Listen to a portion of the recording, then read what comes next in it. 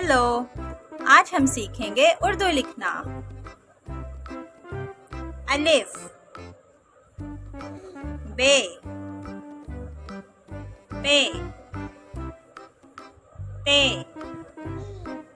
टे, से, जीम, जे, हे, फे, दाल,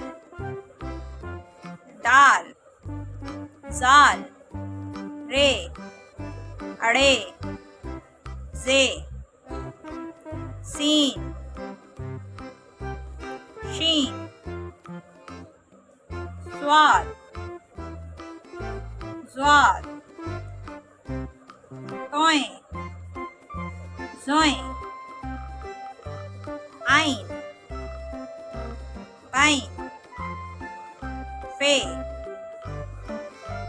काफ, काफ, गाफ, लाम, मीम, नून, वाव, हे, हमजा, छोटी ए, बड़ी ए।